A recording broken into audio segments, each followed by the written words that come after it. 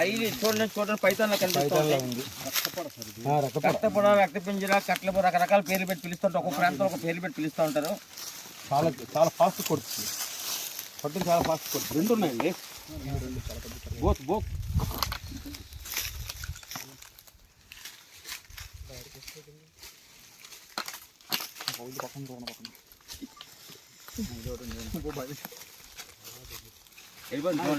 మీరు వెళ్ళిపోండి బాబు, వెళ్ళిపోండి.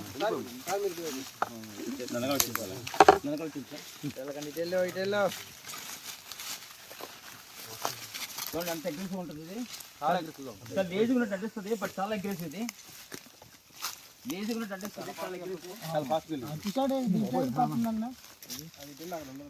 వెళ్ళిపోదు.